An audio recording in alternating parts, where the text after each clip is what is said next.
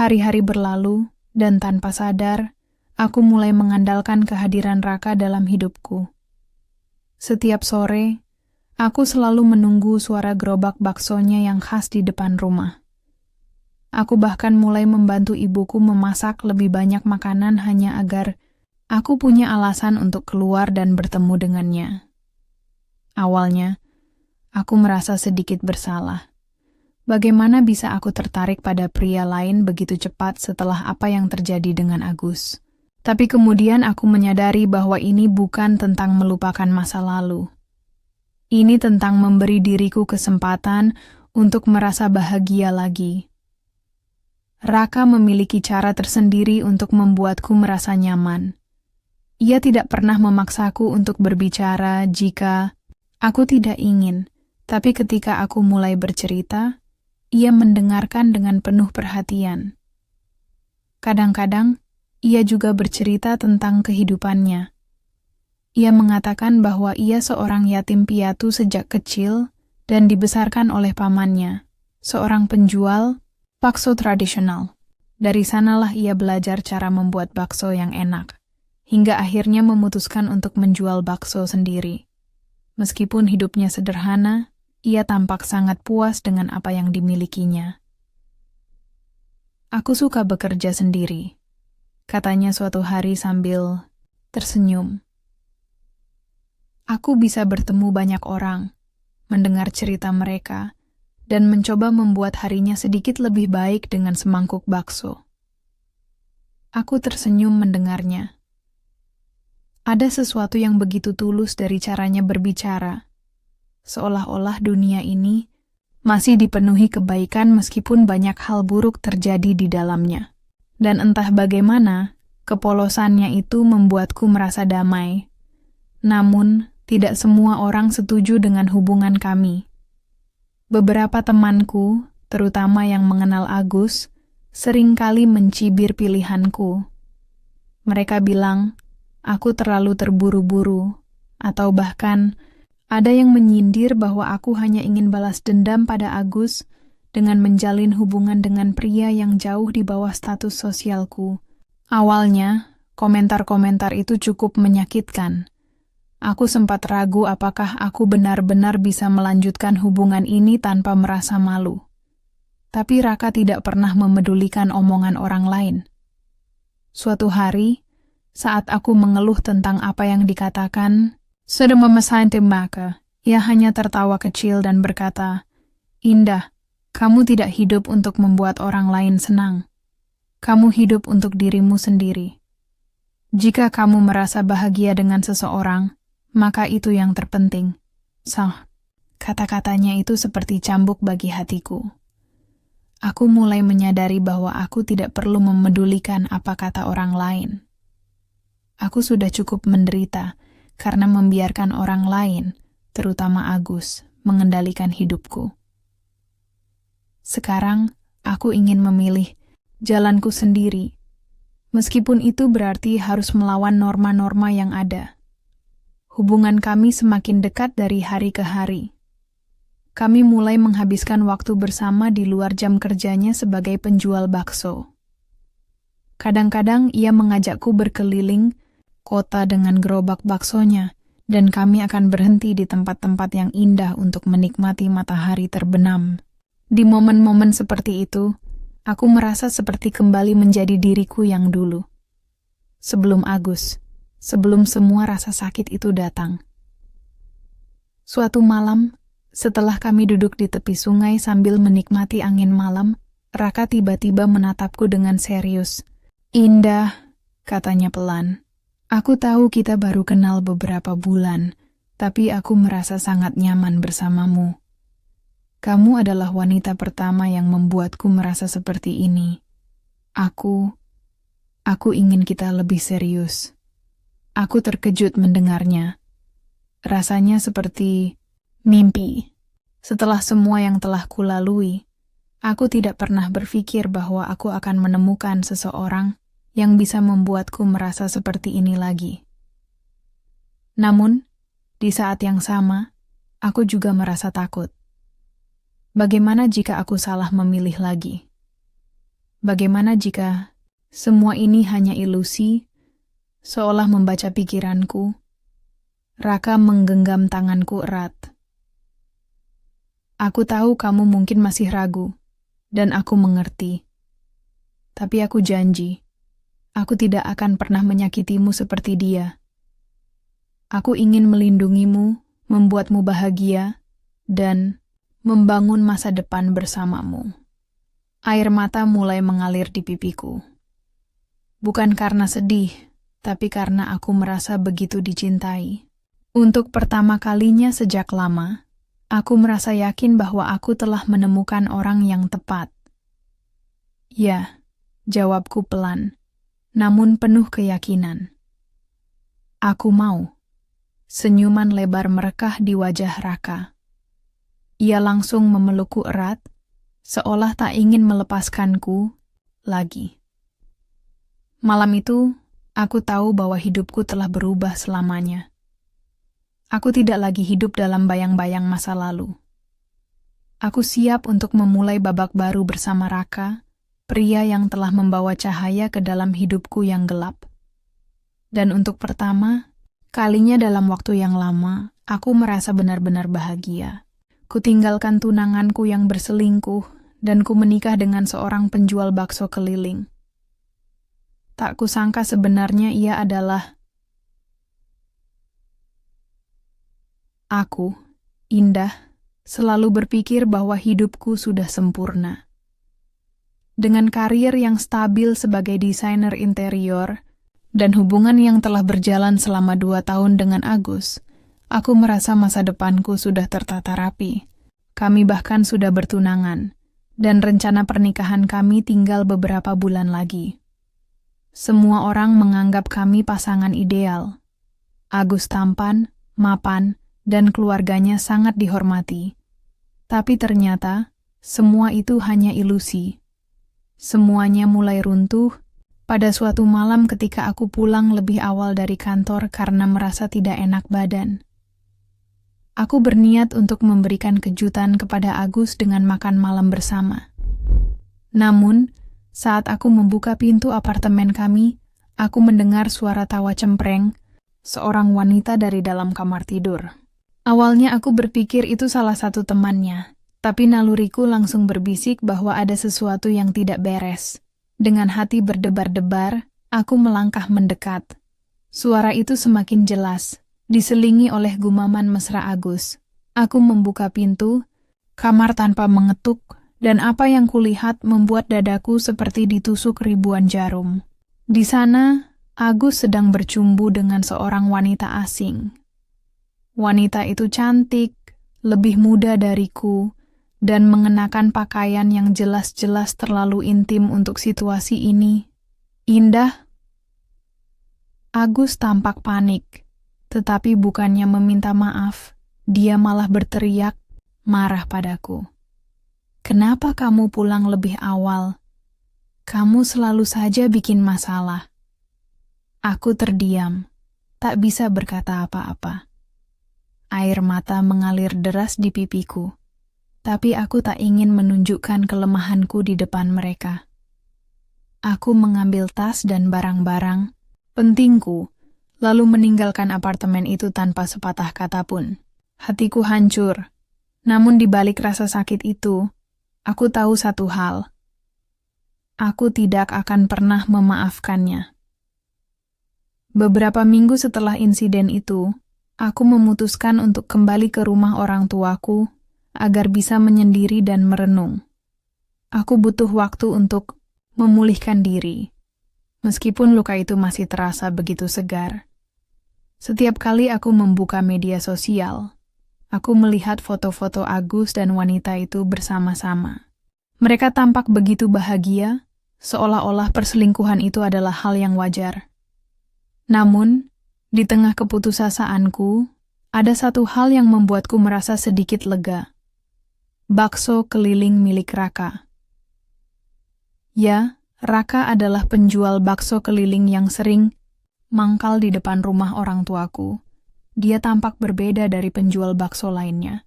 Raka memiliki senyum hangat, postur tubuh yang tegap, dan tatapan mata yang lembut.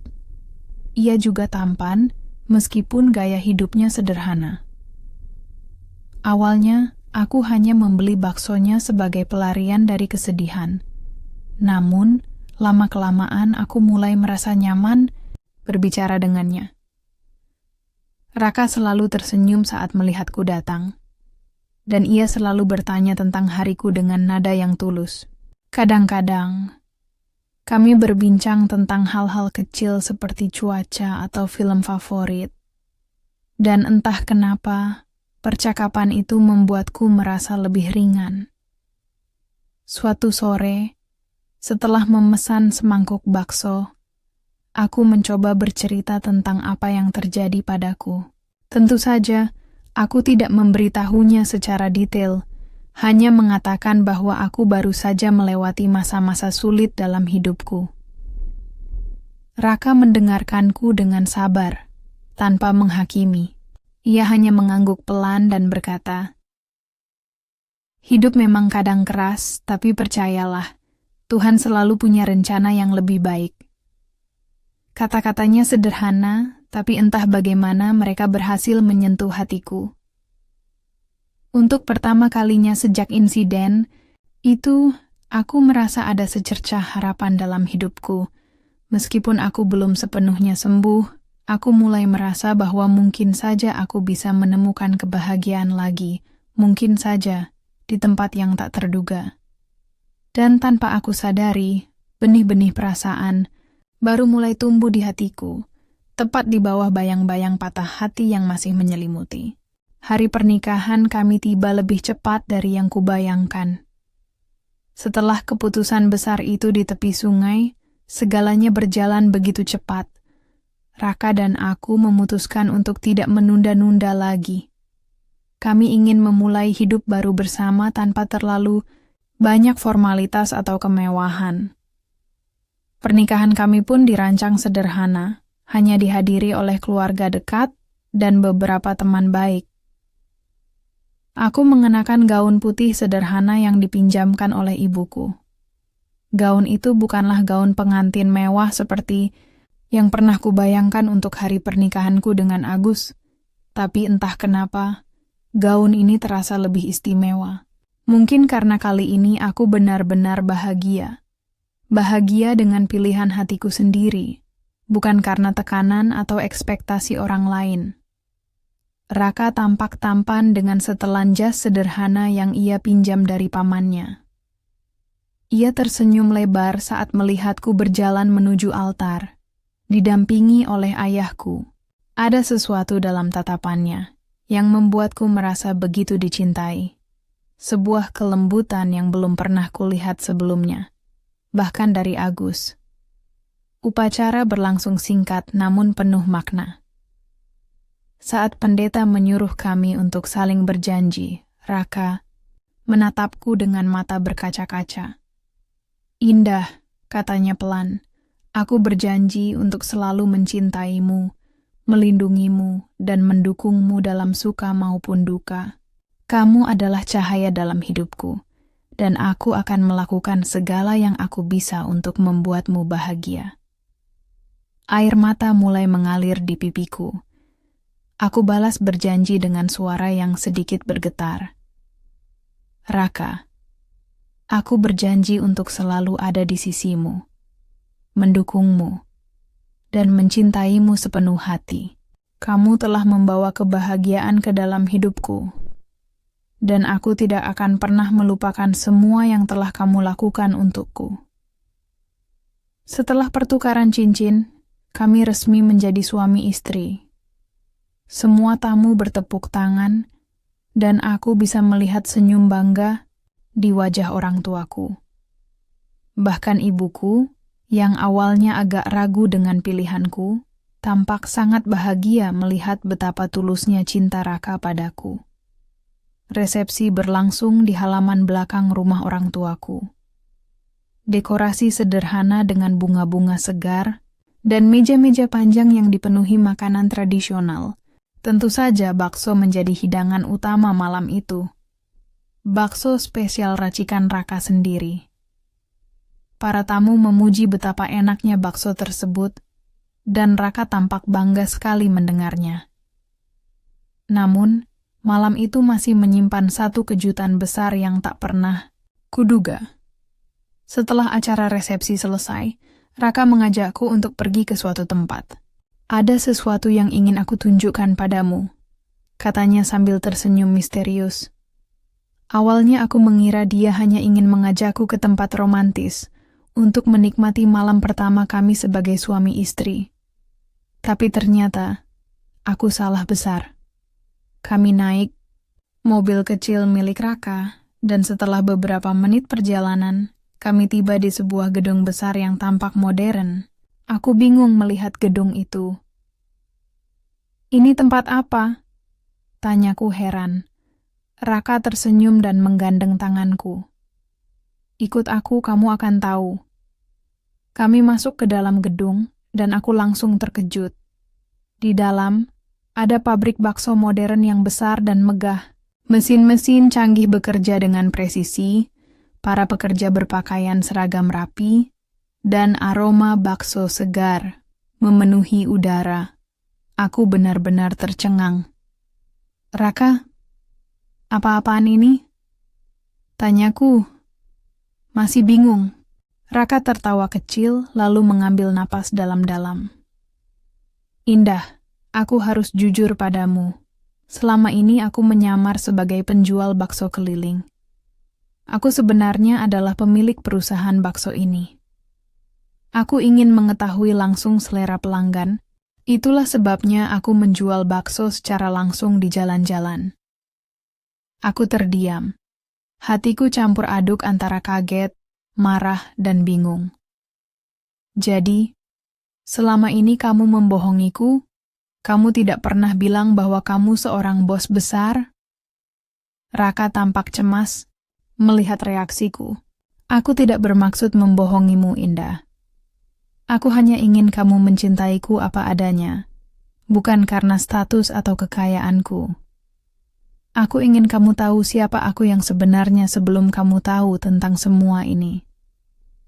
Aku menatapnya lama, mencoba mencerna kata-katanya.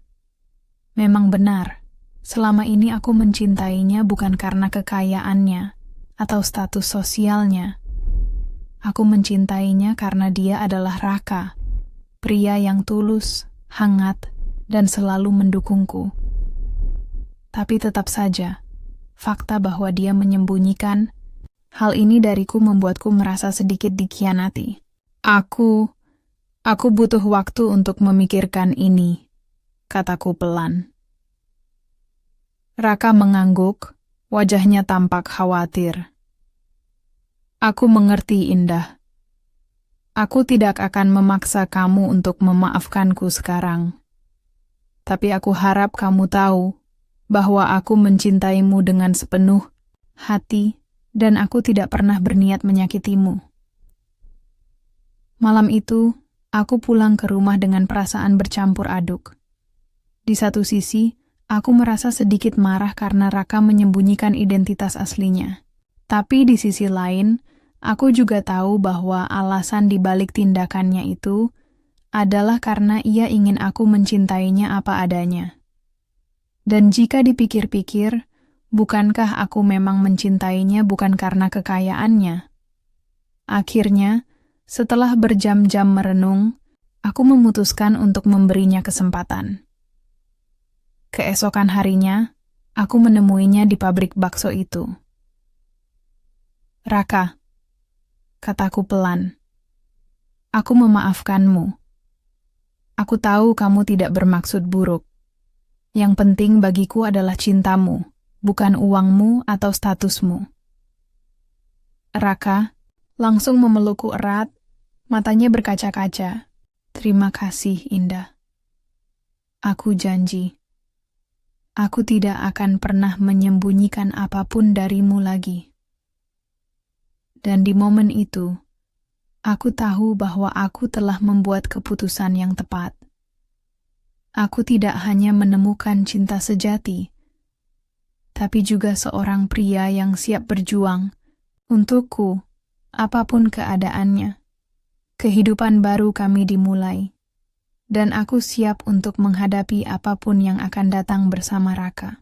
Hari-hari setelah kejutan besar itu berlalu dengan cepat, dan aku mulai menyesuaikan diri dengan kehidupan baru sebagai istri seorang pengusaha sukses. Awalnya, aku merasa sedikit canggung. Pabrik bakso yang megah, kantor modern dengan staf yang profesional, serta gaya hidup yang jauh lebih mewah dari apa yang pernah kubayangkan. Semua itu membuatku merasa seperti sedang memasuki dunia yang sama sekali asing. Namun Raka selalu ada di sisiku, membimbingku melalui setiap langkah. Aku tidak ingin kamu merasa terbebani, katanya suatu pagi saat kami sarapan bersama. Kamu tidak perlu langsung terlibat dalam bisnis ini kalau kamu belum siap. Kamu bisa tetap melakukan apa yang kamu sukai. Aku tersenyum mendengarnya, tapi dalam hati aku tahu bahwa aku tidak bisa hanya duduk diam dan membiarkan Raka mengurus segalanya sendirian. Aku ingin menjadi bagian dari dunianya, meskipun itu berarti aku harus belajar banyak hal baru. Jadi, aku mulai mencoba memahami operasional pabrik bakso. Raka mengenalkanku pada tim manajemen, dan mereka semua sangat ramah. Mereka bahkan memberiku pelatihan singkat tentang cara kerja produksi bakso, mulai dari pemilihan bahan hingga proses distribusi. Awalnya, aku merasa sedikit kikuk. Banyak istilah teknis yang tidak kupahami, dan kadang-kadang aku merasa seperti anak kecil yang sedang belajar sesuatu untuk pertama kalinya. Tapi Raka selalu sabar menjelaskan semuanya padaku. Ia seringkali tertawa kecil saat aku salah menyebut nama mesin atau lupa urutan proses produksi. "Jangan khawatir," katanya sambil menggenggam tanganku. "Semua orang juga pernah memulai dari nol. Kamu pasti akan terbiasa." Perlahan-lahan, aku mulai merasa lebih nyaman. Bahkan, aku menemukan bahwa ada sesuatu yang menyenangkan dari pekerjaan ini. Melihat bagaimana bakso-bakso itu diproduksi secara massal, namun tetap mempertahankan rasa otentik seperti yang dibuat oleh Raka, dulu membuatku bangga. Aku juga mulai berpikir tentang cara-cara untuk meningkatkan bisnis ini, misalnya dengan menambah variasi menu atau memperluas jaringan distribusi. Namun, meskipun aku mulai terbiasa dengan kehidupan baru ini, ada satu hal yang masih mengganggu pikiranku. Apakah Raka benar-benar mencintaiku karena aku adalah indah, atau karena ia merasa iba padaku setelah melihat kondisi emosionalku pasca putus dengan Agus? Pertanyaan itu seringkali muncul di benakku, terutama di malam-malam ketika aku sulit tidur. Suatu hari, aku memutuskan untuk bertanya langsung padanya. Kami sedang duduk di ruang tamu setelah seharian bekerja. Aku menatapnya dengan serius. "Raka," kataku pelan, "aku punya satu pertanyaan penting. Apakah kamu benar-benar mencintaiku karena aku adalah aku, atau karena kamu kasihan padaku?" Raka tampak terkejut mendengar pertanyaanku. Ia meletakkan buku yang sedang dibacanya dan menatapku dengan lembut. "Indah," katanya dengan nada tegas, "aku mencintaimu karena kamu adalah kamu. Kamu kuat, cerdas, dan penuh semangat. Ya, aku tahu kamu pernah terluka, tapi itu bukan alasan aku mencintaimu. Aku mencintaimu karena kamu adalah wanita yang membuatku merasa hidup ini berarti." Kata-katanya membuat air mata mulai menggenang di mataku. Aku merasa lega mendengarnya. Tapi di saat yang sama, aku juga merasa malu telah meragukannya. "Maafkan aku," kataku pelan. Kadang-kadang aku merasa tidak cukup baik untukmu." Raka langsung memelukku erat. "Kamu lebih dari cukup, Indah. Kamu adalah segalanya bagiku." Seiring waktu, Hubungan kami semakin erat. Aku mulai terlibat lebih dalam bisnis bakso, dan bahkan memiliki ide untuk membuka kafe kecil di samping pabrik. Kafe itu akan menyajikan bakso dengan suasana yang lebih santai dan modern. Cocok untuk anak muda yang ingin menikmati makanan tradisional dengan sentuhan kontemporer. Raka sangat mendukung ide itu, dan ia bahkan memberiku kebebasan penuh untuk mengatur desain interiornya. "Kamu adalah desainer interior, kan?" katanya sambil tersenyum. "Ini kesempatanmu untuk menunjukkan bakatmu." Aku merasa sangat bersemangat. Akhirnya, aku bisa menggunakan keterampilanku untuk sesuatu yang bermakna. Dan yang lebih penting, aku bisa melakukannya bersama orang yang aku cintai. Setiap hari, aku bekerja keras untuk mewujudkan impian itu. Aku memilih furnitur yang nyaman, menata dekorasi dengan tema yang hangat, dan bahkan merancang logo kafe yang unik. Raka selalu ada di sisiku, memberikan masukan dan mendukung setiap keputusanku. Setelah beberapa bulan persiapan, kafe itu akhirnya dibuka. Hari pembukaan berlangsung meriah, dengan banyak pelanggan yang datang untuk mencicipi bakso spesial kami. Melihat senyum puas di wajah mereka, membuatku merasa begitu bangga. Aku tahu bahwa ini adalah awal dari sesuatu yang besar. Namun, meskipun segalanya berjalan lancar, aku tahu bahwa tantangan-tantangan baru pasti akan datang.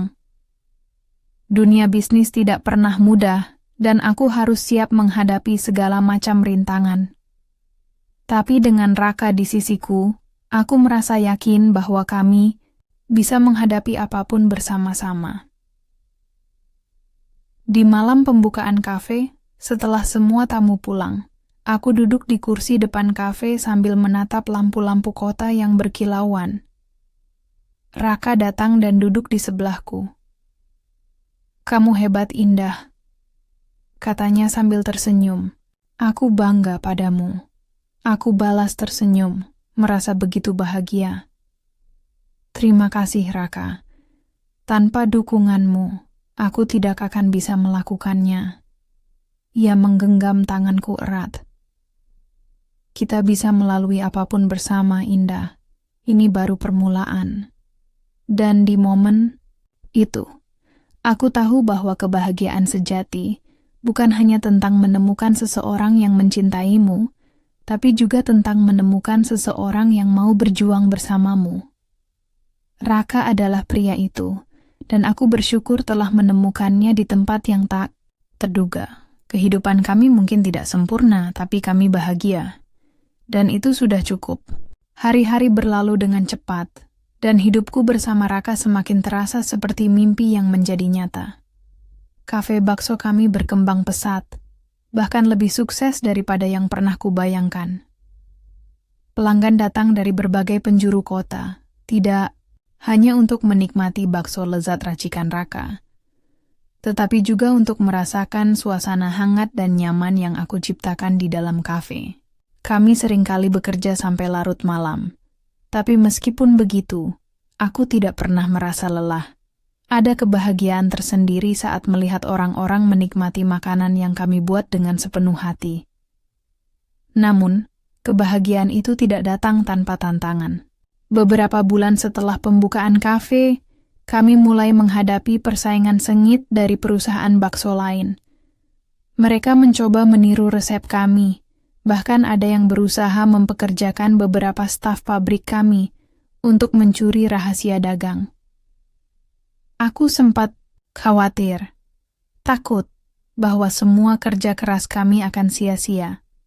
Tapi sekali lagi, Raka menunjukkan keteguhannya sebagai pemimpin, sekaligus suamiku. "Indah, kita tidak perlu takut pada persaingan," katanya suatu malam saat kami duduk di ruang tamu setelah seharian bekerja. "Kita punya sesuatu yang mereka tidak punya, kejujuran, kualitas, dan cinta dalam setiap produk yang kita buat. Itulah yang membuat pelanggan tetap setia pada kita." Aku mengangguk, merasa sedikit lega mendengar kata-katanya. Memang benar, selama kami tetap menjaga integritas dan kualitas produk, pelanggan akan tetap memilih kami. Dan ternyata, Raka benar. Meskipun kompetitor terus bermunculan, pelanggan setia kami tidak berpaling. Bahkan, banyak dari mereka yang membawa teman-teman baru untuk mencicipi bakso kami. Kafe kami semakin ramai, dan bisnis kami terus berkembang. Suatu hari ketika aku sedang membersihkan meja di kafe, seseorang masuk dengan langkah ragu-ragu. Aku mengangkat kepala dan hampir tidak percaya siapa yang kulihat. Agus. Mantan tunanganku itu berdiri di depan pintu, tampak canggung dan gugup. Aku langsung merasa tegang, ingatan tentang pengkhianatannya kembali menyelimuti pikiranku. Indah, katanya pelan, matanya menatapku dengan rasa bersalah. Aku ingin minta maaf atas apa yang telah kulakukan padamu. Aku menatapnya dingin, tanpa emosi. Aku sudah tidak merasa marah atau sakit hati lagi. Semua itu sudah lama berlalu. Apa yang kamu inginkan, Agus? Tanyaku datar. Agus menghela napas panjang. Aku tahu aku salah besar. Aku sudah putus dengan wanita itu. Dan aku menyadari bahwa aku kehilanganmu adalah kesalahan terbesar dalam hidupku. Aku ingin kita bisa memulai lagi. Aku tertawa kecil, namun tawa itu tidak ada humor sama sekali. Memulai lagi, Agus, kamu sudah kehilangan kesempatanmu. Aku sudah menemukan kebahagiaan sejati bersama seseorang yang benar-benar mencintaiku. Agus tampak terkejut. Seseorang? Siapa? Sebelum aku bisa menjawab, Raka muncul dari dapur. Ia tersenyum hangat saat melihatku, lalu menatap Agus dengan tatapan tenang namun tegas. Aku Raka, suaminya Indah, katanya sambil menggenggam tanganku, erat. Maaf jika aku harus mengatakan ini, tapi Indah sudah bahagia bersamaku. Kamu terlambat. Wajah Agus memucat. Ia tampak tidak percaya, tapi ia juga tidak bisa berkata apa-apa lagi. Setelah beberapa detik diam yang canggung, ia akhirnya mengangguk pelan. Aku mengerti. Maafkan aku, Indah. Aku harap kamu bahagia. Setelah Agus pergi, aku merasa lega. Ini adalah babak terakhir dari masa laluku, dan aku tidak akan pernah membiarkan kenangan buruk itu mengganggu kebahagiaanku lagi. Raka memelukku erat, dan aku tahu bahwa aku telah membuat keputusan yang tepat. Beberapa minggu kemudian, Raka dan aku duduk di tepi kolam renang di halaman belakang rumah kami yang baru. Ya, kami akhirnya membeli rumah impian kami. Sebuah rumah kecil, namun nyaman dengan halaman luas dan pemandangan indah. Kami seringkali duduk di sini di sore hari, menikmati angin sejuk sambil merencanakan masa depan. Aku senang kamu bahagia, Indah, kata Raka sambil tersenyum. Kamu pantas mendapatkan semua kebahagiaan ini. Aku balas tersenyum, merasa begitu dicintai. Aku juga senang kamu ada di sisiku, Raka. Kamu adalah alasan aku bisa melewati semua masa sulit itu. Raka menggenggam tanganku erat. Kita masih punya banyak hal yang harus dilakukan. Mungkin suatu hari nanti, kita bisa membuka cabang kafe di luar negeri. Aku tertawa kecil. Itu ide yang bagus. Tapi untuk sekarang, mari nikmati momen ini. Ia mengangguk lalu menarikku ke dalam pelukannya. Ya, mari nikmati kebahagiaan kita. Malam itu, aku duduk di tepi jendela kamar, menatap bintang-bintang yang berkilauan di langit. aku merenung tentang perjalanan hidupku selama ini. Dulu, aku pernah merasa hancur dan kehilangan arah. Tapi sekarang, aku telah menemukan kebahagiaan sejati bersama Raka.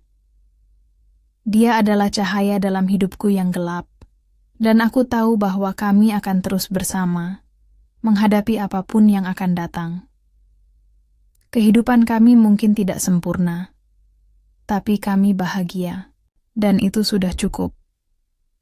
Di kejauhan, aku bisa mendengar suara gerobak bakso keliling yang lewat. Suara itu mengingatkanku pada awal mula cerita kami, saat aku pertama kali bertemu Raka, pria yang mengubah hidupku selamanya. Aku tersenyum, merasa bersyukur atas segalanya. Ini bukan akhir dari cerita kami. Ini hanya awal dari petualangan baru